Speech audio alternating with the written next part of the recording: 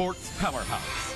Behind the dazzling achievements, there's always an invisible force at work. With sophisticated materials, cutting-edge equipment, and innovative technological solutions, SMEs in the K-sports industry play a vital role in bolstering Korea's status as a sports powerhouse. By integrating AI technology, they unlock athletes' potential and enhance performance, elevating the sports environment to the next level and opening new markets in the sports industry. Their innovative technology and bold challenges drive the growth of Korea's sports industry, creating a better world through sports. The innovation of these SMEs never stops. A systematic partnership support program is implemented to discover promising sports SMEs, provide technical validation and R&D support to enhance competitiveness, and strengthen the foundation for overseas expansion. At Tokyo Sportech 2025, the technological prowess of Korean companies was recognized. The Ministry of Culture, Sports and Tourism, and the Korea Sports Promotion Foundation supported K-sports companies with product promotion and business consultations with global buyers, demonstrating product quality and market potential, and confirming the possibility of expanding into the global market. 저희는 ICT 강국으로서 바이어나 사용자들한테 신기술을 접목한 생활 스포츠 기회를 실질적으로 확대할 수 있는 그 기회를 제공하는 데 많은 도움이 될 수 있으리라고 확신을 합니다. 이제 스포츠도 K죠. K 스포츠는 이겁니다. The joy for all, created by the power of K-sports. Experience the future of the new sports industry through the innovation and technology of the Korean sports industry.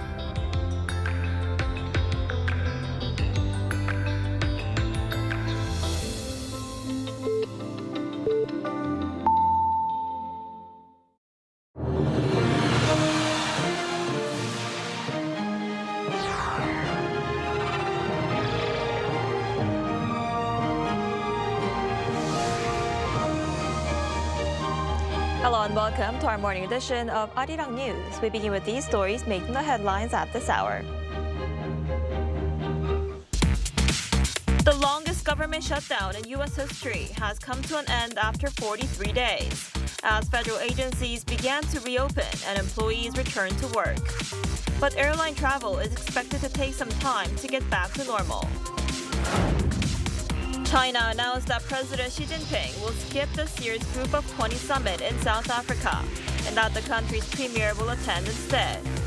This means the summit will be held without the leaders of the world's two largest economies, as U.S. President Donald Trump also announced a boycott.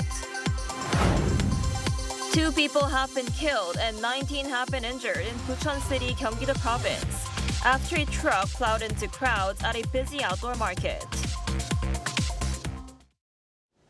We begin this morning in the United States, where the longest government shutdown in the country's history is now over, after President Donald Trump signed a temporary funding bill on Wednesday. While many federal workers begin to return to work, disruptions to air travel are expected to continue for several days. Our Lee Seung-jae starts us off.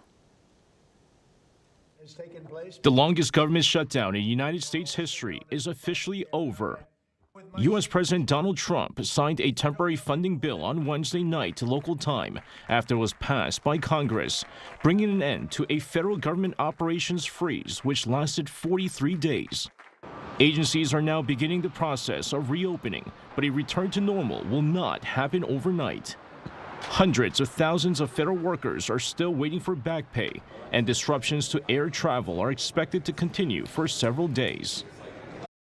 Just making sure that my flights leave, depart, and lands on time. I don't get routed somewhere else that I don't want to go. I just want to get home safely.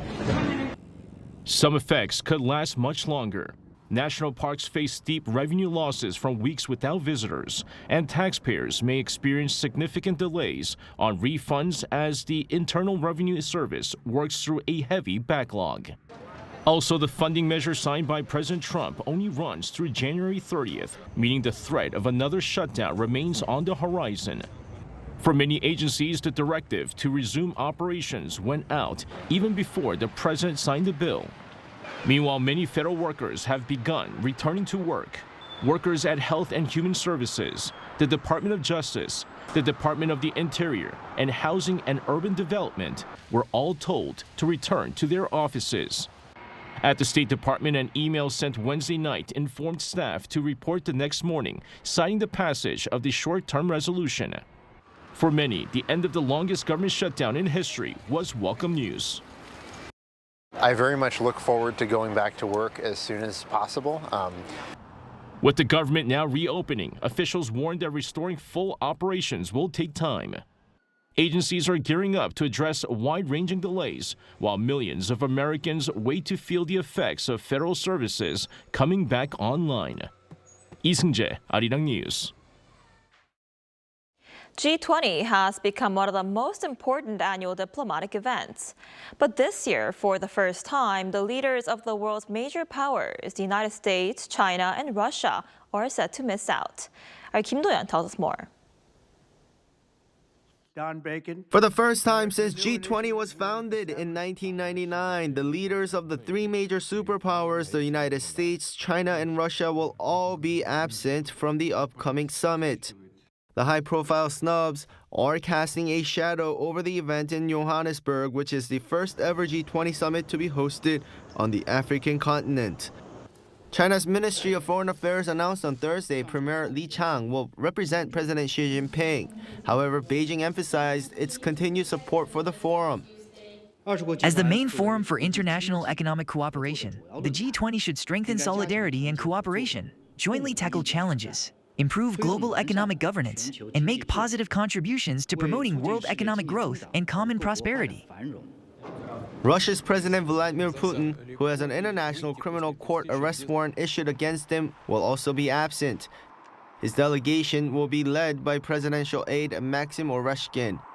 However, the most significant development is the complete withdrawal of the United States. President Donald Trump declared his non-attendance on social media on November 7th, stating it is truly shameful that the G20 is being held in South Africa. He also said no U.S. representatives would attend. President Trump has repeatedly cited allegations of South Africa's government taking private farmland for public use and violence against white farmers in the country. Terrible things are happening in South Africa. The leadership is doing some terrible things, horrible things. So that's under investigation right now. We'll make a determination. The move creates an unprecedented diplomatic situation as the U.S. is the incoming G20 chair and is set to take over the presidency at the summit's conclusion. South Africa has strongly rebutted President Trump's allegations. President Cyril Ramaphosa dismissed the U.S. boycott, stating the G20 will proceed. The G20 will go. All other heads of state will be. In the end, we will take fundamental decisions, and their absence is their loss. Other leaders from Argentina and Mexico are also skipping, though European, Brazilian, and Turkish leaders are set to attend. With the three main superpowers absent, concerns are growing that the historic first G20 on African soil has been tarnished before it has even begun. Kim Do-yeon, Arirang News. In other news, some of the South Korean workers who were part of the group detained in Georgia in September have returned to the United States to resume their work. According to Im Tae-hwan, the president of the Korean American Association of Southeastern Georgia on Thursday, some of the workers returned to Georgia to complete their assignments and encountered no major issues at the airport when entering with their existing B-1 visas. More workers are seeking to obtain the B-1 visa rather than relying on the ESTA visa waiver program, even if the process takes more time. This comes after in September, U.S. immigration authorities arrested and detained more than 300 South Korean workers at the Hyundai Motor Group and LG Energy Solution joint battery plant in Savannah, Georgia.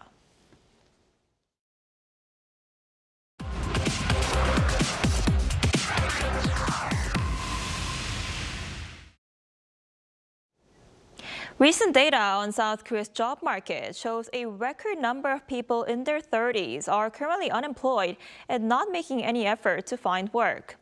There's also a heated debate in South Korea over whether the country should raise the retirement age to 65. For more on the domestic economy, we're joined today by Professor Kim Min-gyun, professor at Seogang Business School. Professor Kim, thanks for joining us this morning. Thank you for having me. So why are so many people in their 30s not making any efforts to find work? What's your assessment of the country's labor market at the moment? Well, if you look at the overall number for the employment rate, it looks okay because especially it gains because older ages, over 60, because they get a job and they're trying to make money. But if you look at the problems in those numbers, especially for 30s, well, if you look at the 30s, number of people in 30s where they classify as resting. That means not working or not seeking work. Basically, the number of these people exceed 334,000 in October. Basically, the highest number in 2003. Basically, what they have is, well, they want to work, but basically what they want to work for the jobs, but it's kind of mismatch between the jobs they want to work for and the jobs they're going to get. So basically where those kind of things will happen in their 30s so that, well, they usually, basically they give up working on their 30s. So with those kind of problems, well, it's going to cause some problems, especially for, well, basically the labor supply and economy. Well, we're looking for the growth all the time, and especially economic perspective. But there are basically the ages that trying to work for 30s, basically. But those kind of mismatch happens. Well, the numbers will still have some problems in our employment rate. I see. And another very controversial issue in the job market is whether the country should raise the retirement age from 60 to 65. Some say it's needed given the aging population in South Korea, but others say it could take jobs away from younger people. What's your take on this? Basically, there are pros and cons on this. This perspective. Basically, Korea is becoming the old age, basically, where we are getting the old. So, well, the older people, of course, they're trying to work and they're trying to make money, but they are healthy, basically. But the problem is that if they're going to work, well, are they going to take the job for young people? That's kind of the one problem that we're going to have when you're trying to extend our age, basically the retirement age. So one issue is that, well, if we're going to delay those kind of retirement, then 0.4%, around 0.4% to 1.5% potential younger hires, basically, they're going to squeeze out. Well, so that, well, eventually, if we're going to extend our retirement age, well, we're going to take the jobs from young people. I think it's kind of they can expect and we can make a prediction. So what we're trying to do, but if we're going to extend our retirement age, where we're trying to work on the policy for a re-employment contract, or basically, well, we're trying to work on those kind of policy, and we're trying to find some ideas so that we can increase the opportunity for hiring for younger people, so that we can minimize those kind of damages in our labor market. I see. And while that's happening, the Korean currency, the Korean won, is now approaching its weakest level since the global financial crisis struck more than 16 years ago, and housing prices are still surging. How might the current economic situation affect the Bank of Korea's decision on interest rates later this month? Well, basically, I think the approach for the Bank of Korea is basically being very cautious. Well, so a lot of economists expect that on November, where they're going to maintain the steady, like 2.50% in November meetings. Well, we have some issues, of course. If we're going to cut our rate, especially in Korea, well, first of all, of course, there's an importing inflation and the asset price, including the real estate bubbles. And those kind of the issues will come up. Well, but one of the issues that we always looking for is our household debt. Well, one of the common issues that we're gonna have in Korea economy. Well, those kind of issues always giving us some trouble, especially when trying to work with those kind of monetary policy.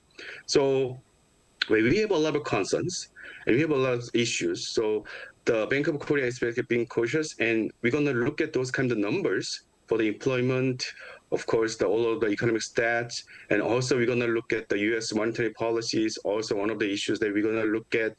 So the economy is not it's not going well right now. So I think the Bank of Korea is kind of very cautious for those kind of the monetary policy. Right. And before I let you go, looking more broadly, gold prices have been surging recently. What's driving the trend? Basically, the gold price is depending on the uncertainty. Well, even though U.S. government shutdown is kind of over, but we still have some issues, especially for the global economy and, of course, the domestic economy too. So, well, when you're trying to eliminate or when you're trying to minimize those kind of risks, especially for the investment, well, we are going for the safe assets. So gold is kind of one of the safe assets, very popular assets that we trying to make an investment. So basically, what you're trying to do, well, we're expecting that the gold price is going to go up. So, well, and we're going to trying to maintain the balance between the risk and those kind of the hedge on the asset that we're trying to make an investment. I see. All right, Professor Kim, thank you so much for your time and insight this morning. We appreciate it. Okay, thank you for having me.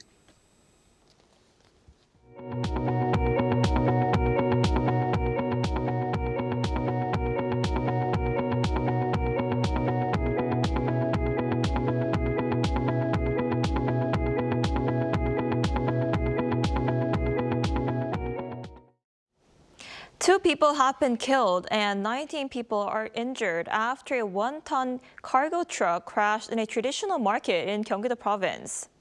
The crash occurred at approximately 10:55 a.m. on Thursday morning at the Bucheon Jail Market in Wonjong-dong. According to authorities, the truck, driven by a man in his 60s, suddenly sped down a narrow market alley. Two women, one in her 60s and another in her 70s, were killed. Witnesses say the vehicle overturned stalls and struck pedestrians before crashing into a store after reportedly traveling about 150 meters.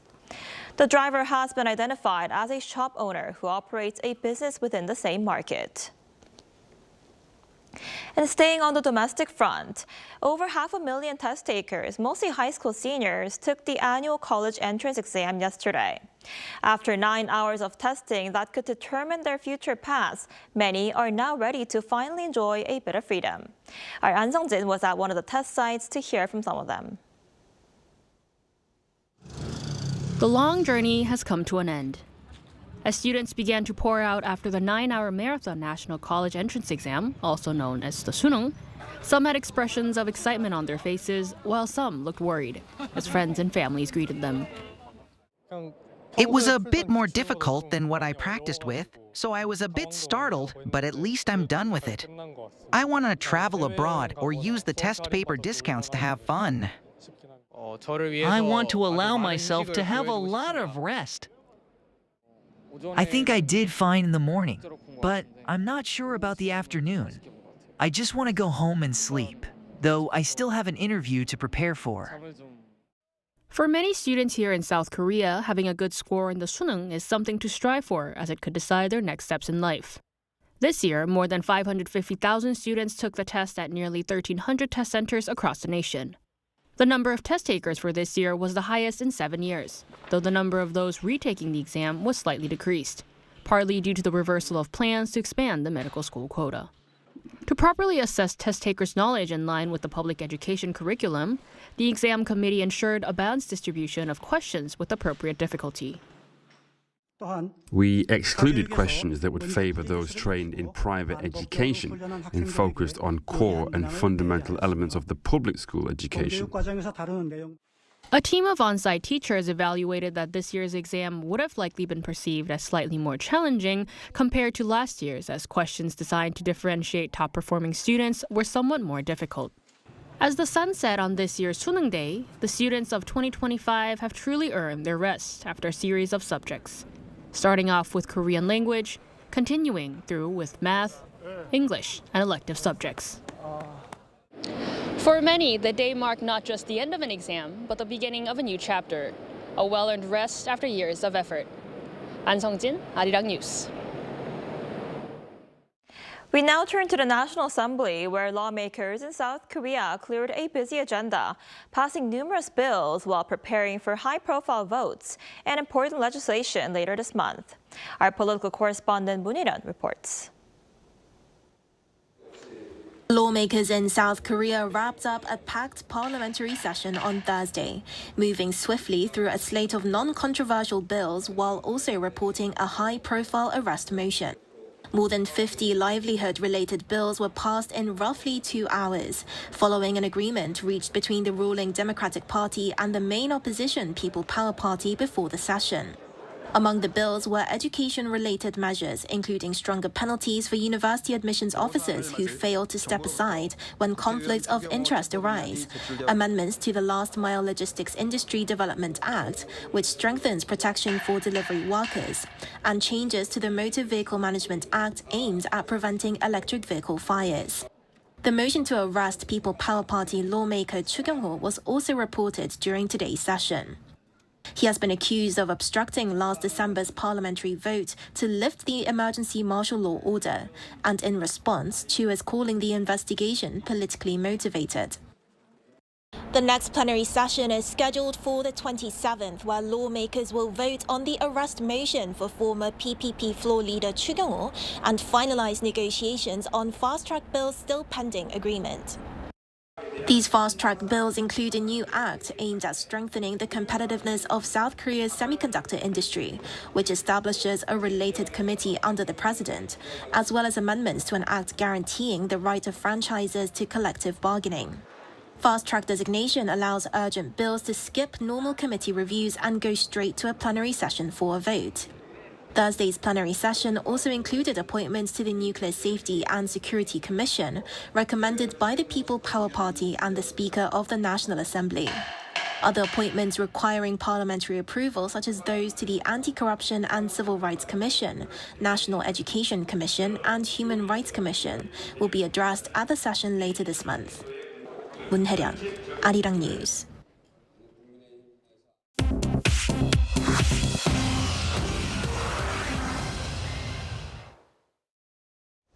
Good morning, I'm Chu Ji-hyun, and this is The World Now. In the UK, the BBC has issued an apology to US President Donald Trump for an edited panorama segment that wrongly made his 2021 speech appear to urge violence. The broadcaster said on Thursday the splice was unintentional and that it has withdrawn the 2024 program, but it is refusing Trump's demand for compensation. Trump's lawyers are seeking a retraction, an apology, and $1 billion in damages, accusing the BBC of misleading viewers. The dispute grew this week after a second edited clip was revealed, this time from a 2022 Newsnight broadcast. Iran is facing its worst water crisis in decades, and more than 10 million people in Tehran could face rationing and even evacuation. Iran's President Masoud Pezeshkian said last week that if it does not rain by December, his government must begin rationing in the capital, and if the drought persists, quote, they have to evacuate Tehran. Officials say the crisis follows a dry, scorching summer and decades of mismanagement and overconsumption. Tehran's reservoirs are now at roughly half capacity, and at current usage, water could run out within 2 weeks. Blue Origin, the rocket company founded by Jeff Bezos, has launched its New Glenn rocket on a major test mission for NASA's Escapade Mars project. The rocket lifted off from Cape Canaveral, Florida on Thursday afternoon, carrying twin satellites that will eventually head for orbit around Mars. It was New Glenn's first flight carrying a customer's payload, and for the first time, Blue Origin landed the rocket's first-stage booster on a barge at sea. Blue Origin says recovering and reusing the booster is key to cutting launch costs and competing with SpaceX. The musician Sting will once again be an Englishman in New York as he revives his musical The Last Ship for a 9-performance run at the Metropolitan Opera House from June 9th to the 14th, 2026. The 2014 Broadway show, based on his childhood in an English shipbuilding community, returns with Sting in the lead and also features reggae musician Shaggy.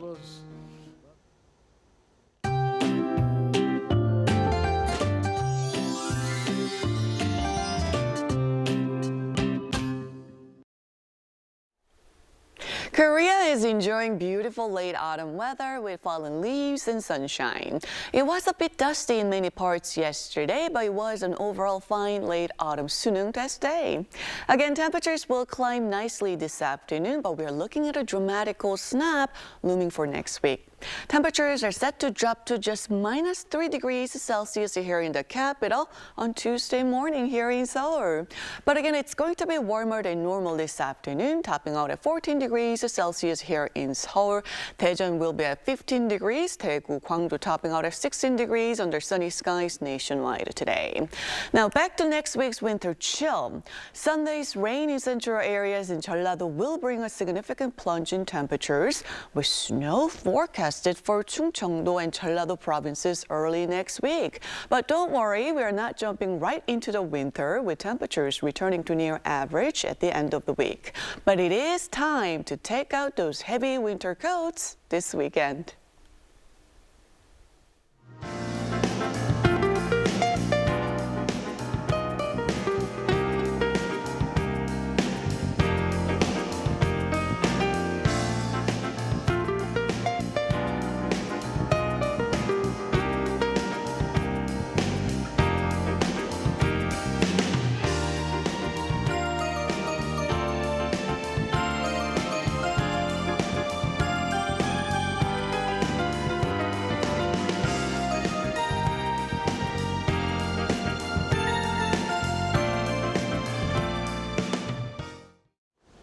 That's all we have for this morning. Arirang News will be back at noon Korea time. Thanks for watching.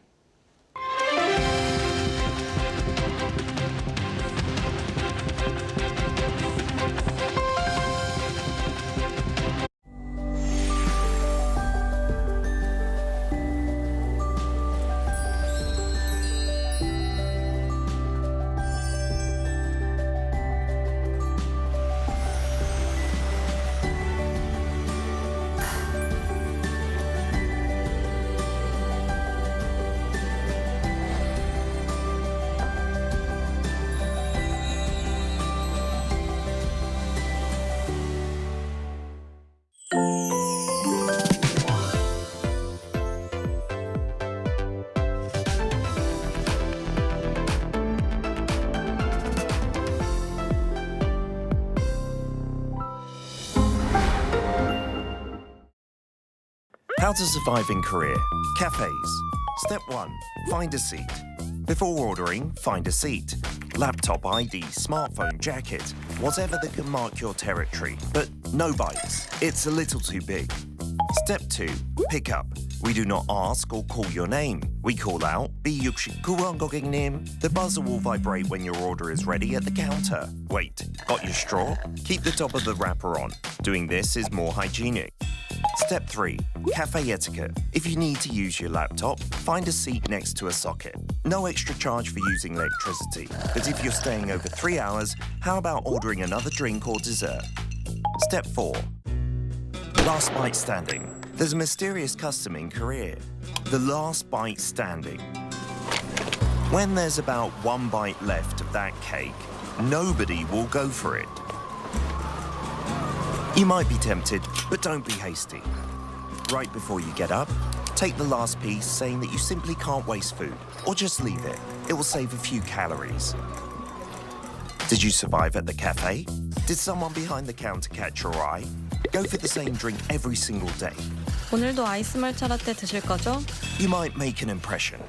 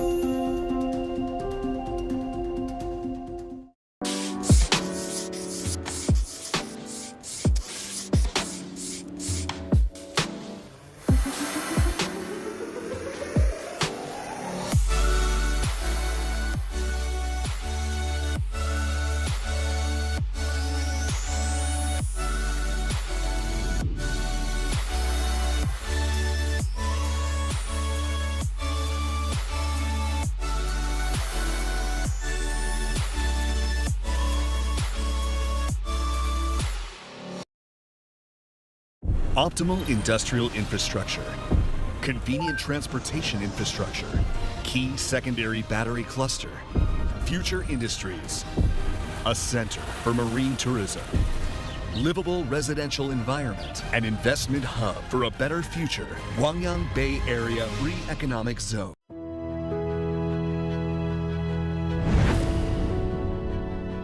The moment we wear it, our spirits lift. It helps us grow strong, in body and in mind. As we wear it, we learn patience and respect. The belt system motivates students to strive harder and continue growing. This uniform shapes movement into grace and turns performance into something thrilling. Now, embraced around the world, Taekwondo shares our culture, philosophy, and values with pride and spirit. Though it may seem simple, this uniform holds your passion and your journey. It belongs to Taekwondo. Wear the extraordinary. Be with Taekwondo.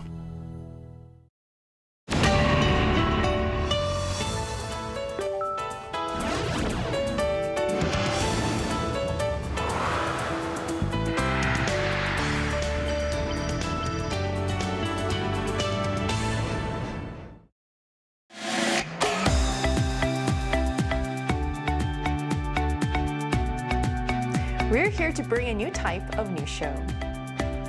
New insights, new styles, and new topics every day. We are News Generation. Bringing news just for you is Friday, November 14th here in Seoul. I'm Isujin, and this is News Generation. Joining us today is Cheska. Wow, it's Friday already. Happy Friday! Happy Friday! Woo! Woonju's with us. Good morning. Good morning, and both are here to speak on behalf of people in their 20s and 30s. So it's Friday, and to wrap up the week, we wanted to keep things a bit light. You know, we're in an age of memes, where a single picture or short clip can capture an entire mood, opinion, or even social movement. From viral trends that unite the internet to inside jokes that only your group chat understands, memes have basically become their own language. So today, let's talk more about this. So what's your favorite meme, Cheska? I have prepared one today, and there was one that kind of became viral with a little bit of tune and a little bit of dance. So let me demonstrate. Are you guys ready? We'll join you. Okay, 1, 2, 3. 꽁꽁 얼어붙은 한강 위로 고양이가 걸어다닙니다. There are many different versions of this, but this meme apparently became a meme after there was a B-roll on the news of an actual cat walking on a frozen Han River, and it was just to explain how cold the weather was, and this just became a meme with a little bit of dance, and all the K-pop celebrities and people started, you know, putting a little tune and the little jiggy dance to it, and it became a meme. So. Thank you. I'm having second thoughts about rejoining you for doing this. Thank you so much for joining. Although my heart was beating too fast. What about you, Moonju? What's your favorite? All right. Okay. I'm so ready for this. All right. Okay. One of the most popular meme today, or these days, is, you know, hip dance or 골반춤.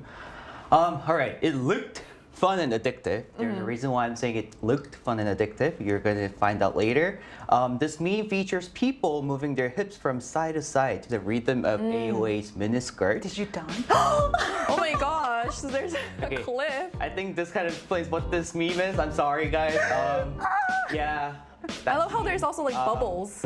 I'm very sorry for my dancing skills. I'm not a good dancer, so, you know, I'm just demonstrating it. You tried. I'm sorry, guys. You tried. Yeah, you seem quite flexible, actually. Thank you. It's the first time I'm hearing that I'm flexible. Generous of you. All right. Anyways, so this song, AOA's Miniskirt, was released back in 2014 that once took Korea by the storm.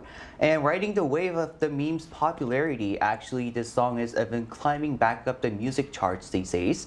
You know, now K-pop idols, YouTubers, and even netizens from Europe are joining this trend, filming their own films and dancing performances, and they're sharing them across social media platforms. So all of these are so catchy, you can't help trying it yourself, as we did, even if you really shouldn't dance in public like that. Yes. I'm sorry again. Not to put you on the spot. Thank you, Sujin. So it's wild how something that starts here goes global in a week. So you know a meme's powerful when even people with 2 left feet, I'm not talking about you, Moonju, are giving it a go.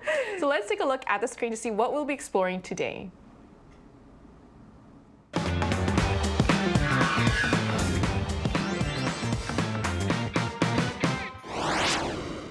Every day our feeds are flooded with memes. Some make us laugh, some make us think, and a few become truly unforgettable.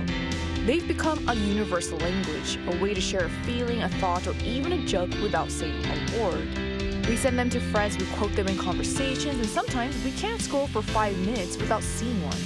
It's no wonder memes have taken over our online lives, maybe even a little too much.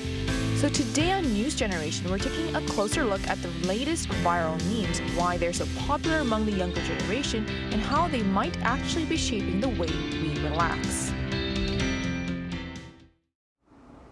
So as we just saw in the video, meme trends change faster than ever. One day it's everywhere, the next day it's already old news. But even that constant cycle, there do seem to be certain patterns. Some memes just click more than others. So what are some common traits of the memes that go viral these days, Cheska? So I think one of the things that we need to know is that the term meme actually refers to viral or imitative content that spreads rapidly across the internet. Like in the past, for something to become meme, I think it either had to be like very sharp or clever commentary on society, almost like a satire, or deep sense of shared understanding, because people would only replicate and say things that they found meaningful or even socially relevant. Now, this meant it required time for people to process an understanding from the receiver's side. You had to know sort of the context behind it. But over time, and a lot of us watching today with the 고양이 and the hip dance, which I do want to forget, the memes and lifespan, as you mentioned, Sujin, seems to get shorter and shorter. meaning there's a very quick turnover. And there are too many and a lot of them, and it doesn't require incredible depth or wit. It can still give you a quick, contextless laugh and move on. In other words, today's viral culture is becoming more spontaneous, short-lived, and contextless, and these are in turn contents that ask for less thought on the viewer's side because it's just, quote, really funny in the moment, and then we move on. Right, I agree with that. So it's less about the message and more about the moment. So people just want something that feels good instantly without having to think too hard about it. So would that also explain why certain physical or performance-based memes like dances are trending now, like the one you demonstrated? Exactly. Speaking of that, I think I'm the first one to perform that here in Arirang TV, right? And should be the last one. And the last one, okay. I'll take it. Anyways, okay, the hip dance, is similar, in which you really don't have to think what it really means. So it's not particularly relatable or satirical, nor does it carry any deep messages. There's no need to interpret or analyze like other types of contents, and instead it simply offers a instant pleasure through its visual and rhythmic appeal, as you just see from my demonstration. And that's exactly the kind of content that resonates with the MZ generation. So it feels like people just want to enjoy something fun for a few seconds and then move on. So no deeper message, just a quick laugh or a sense of pleasure, which I hope you guys felt seeing us dance like that. So what about these kind of simple memes click so well with the younger generation, Jessica? I think the biggest thing is the quote-unquote instant, immediate feedback. So people are heavily gravitating towards these content that is quick, easy, and fast. And as the name goes, we have, quote, shorts, right? And these shorts are becoming shorter from minutes to now only a couple seconds. And in the age of information overload and people's brain being wired to chase quick dopamine rush, I think it creates a psychological tendency known as cognitive fatigue avoidance. People, especially younger generation, highly favor content that requires little interpretation, little effort, and quick high rush of stimulus. And this is so-called the preference for aesthetics of thoughtlessness, in Korean 생각 없음의 미학. And I don't think this is either negative or positive, but while too much thinking can be tiring, constantly thinking or seeking short-circuit thinking can lead to some negative consequences, as we will discuss in today's episode. So it's interesting how what used to be seen as mindless can seem therapeutic for some people. That really ties into how overwhelmed people feel today. There's so much information competing for attention. A simple, low-effort content feels like a relief. So is that also why we're seeing the rise of short-form content, Moonju? Yeah, definitely. This kind of psychology aligns closely with the rise of short-form content that Jessica mentioned. In fact, according to a survey by the Korea Creative Content Agency last year, 62% of the MZ generation said, they often watch short videos because they're not tiring at all. What this suggests is that, quickly getting a dose of dopamine without having to think too much has become a way for the MZ generation to find a sense of peace in this, overwhelming and fast-paced world. What you said about the sense of peace really explains the appeal. So for this generation, taking a break doesn't necessarily mean doing nothing. It's about consuming something light and effortless that still feels quite satisfying. So to learn more about this phenomenon, we're going to talk to a medical professional about this. So that conversation will take place right after the break, so don't go anywhere.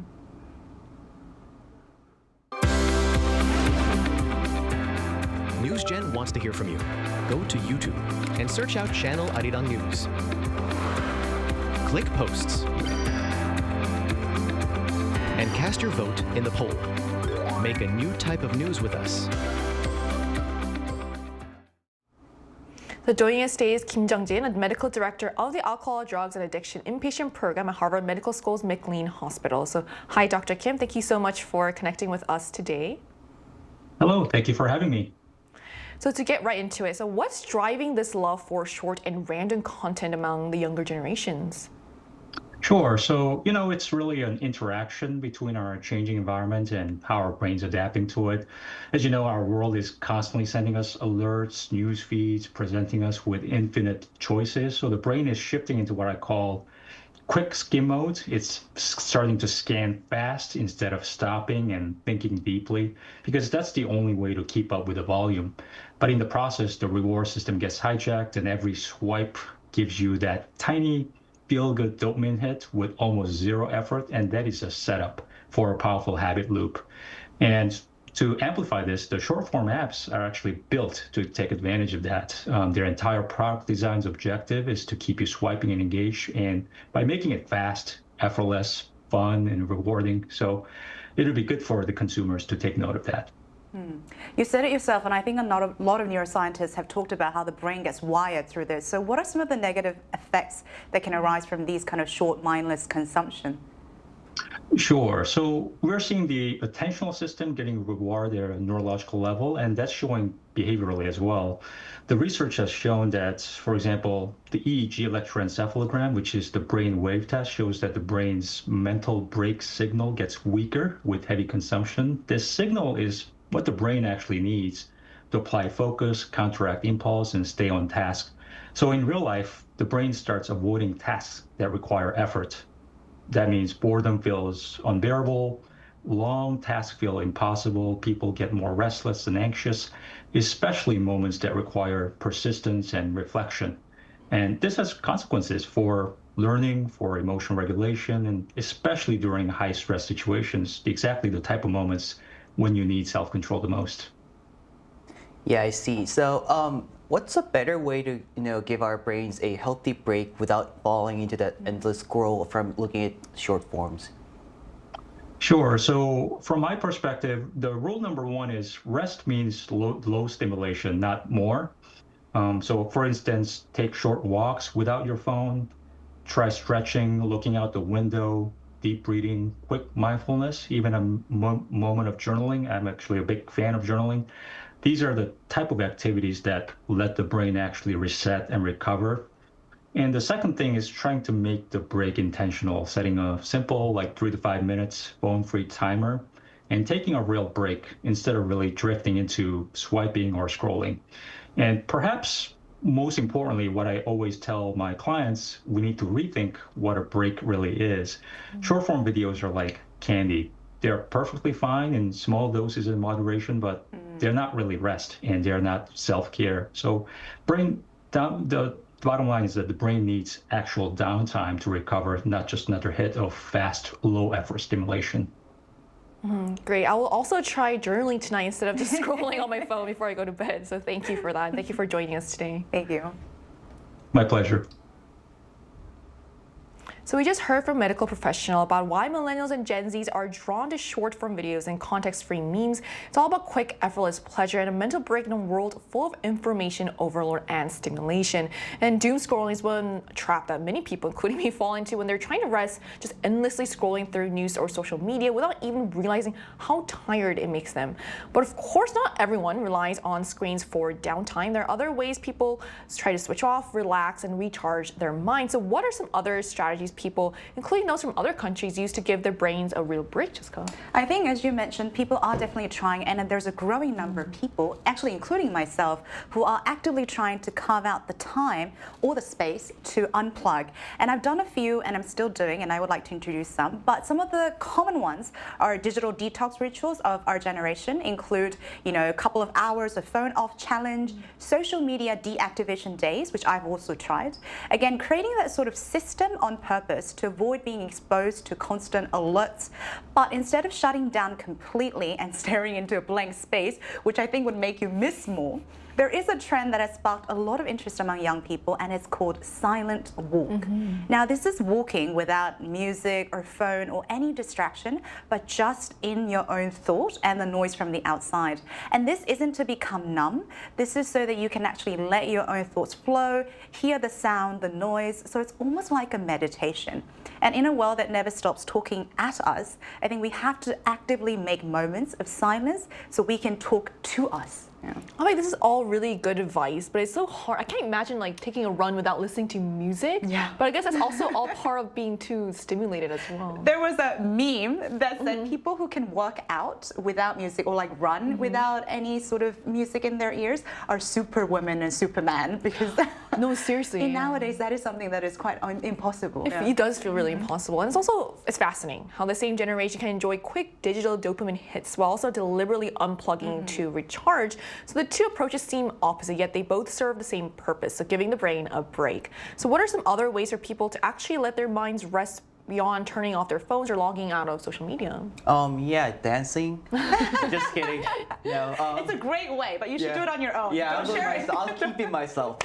Anyways, as Doctor just mentioned here, I often jot down the thoughts that clutter my mind, and sometimes the answers come through while I'm writing down my stuff.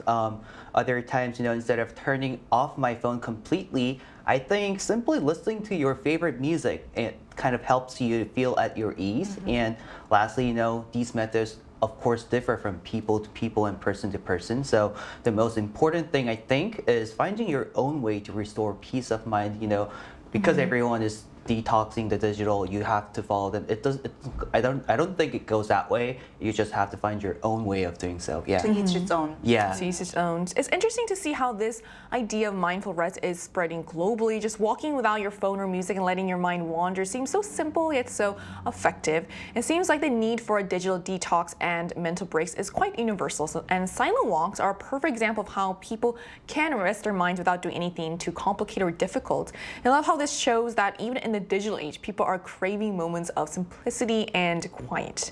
So to get a broader perspective on this, we asked on the Arirang News YouTube channel, what do you usually do to clear your mind and relax? So here's what the results showed. So according to the data, 44% of respondents say that they watch short-form videos, while 37% prefer taking a walk.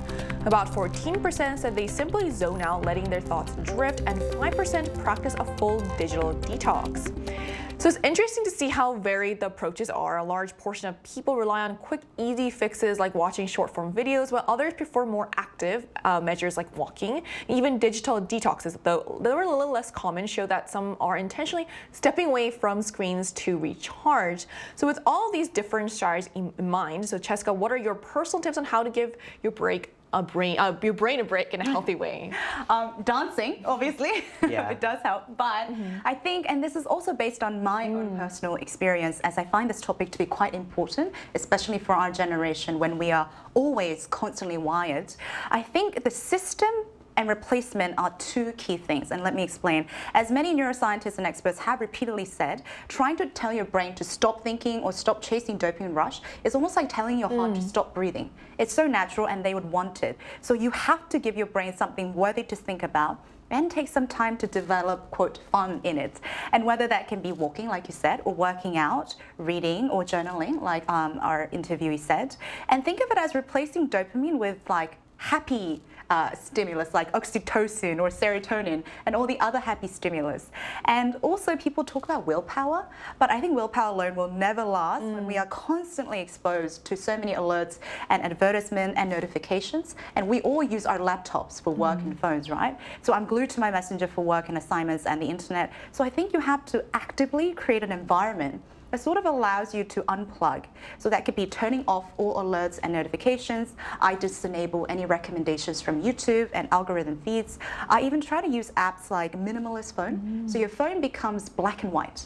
Oh. So there's no stimulus and the icons also disappear. And when you want to do something, you have to search. So you have to think a couple of times before you do it. So that creates a sort of steps for the dopamine rush to kind of take a step back.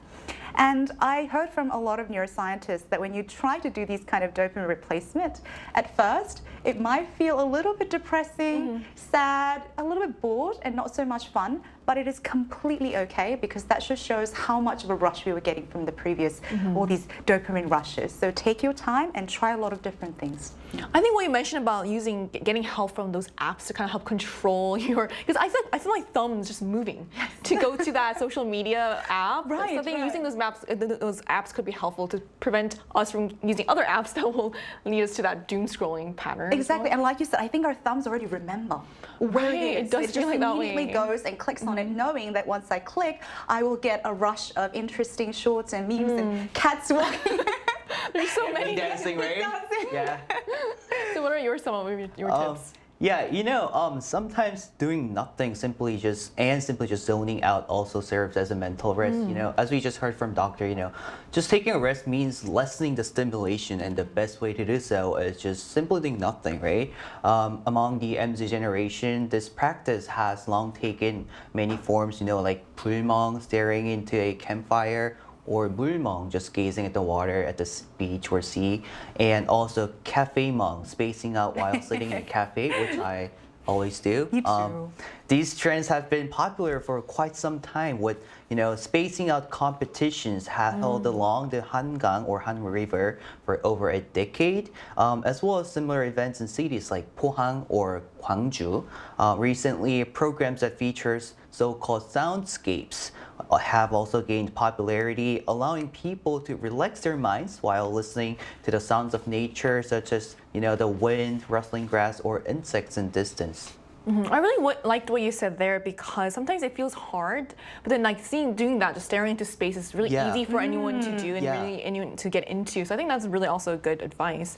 And today's conversation showed just how many different ways people are trying to rest their minds. Some people scroll, some walk, some zone out, and others unplug completely. But of course, whatever you choose, just make sure it doesn't turn into another endless scrolling session, because that kind of break usually leaves you more drained than refreshed. And hopefully some of these ideas help you rethink how you can recharge. And ultimately, giving your brain a breather isn't about doing something big. It's about being intentional. So take those pauses, protect your peace, and give yourself permission to slow down.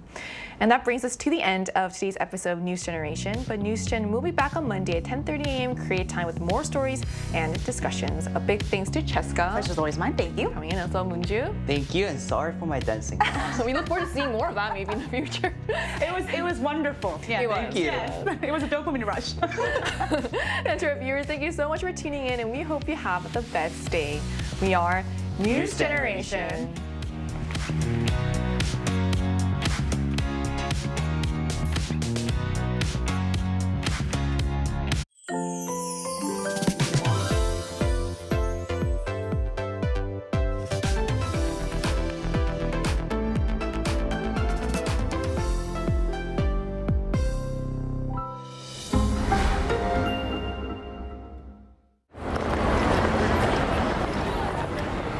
Feeling overwhelmed by a busy life without knowing where you are heading.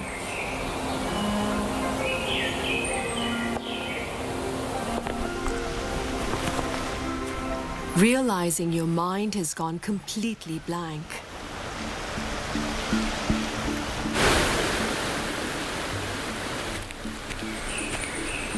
If you need some time and space,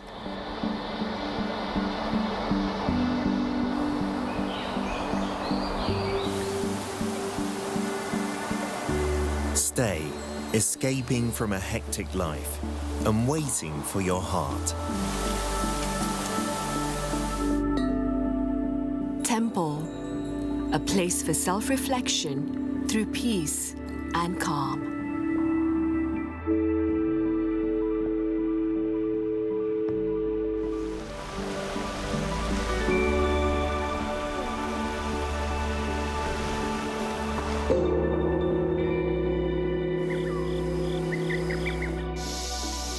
Walking and being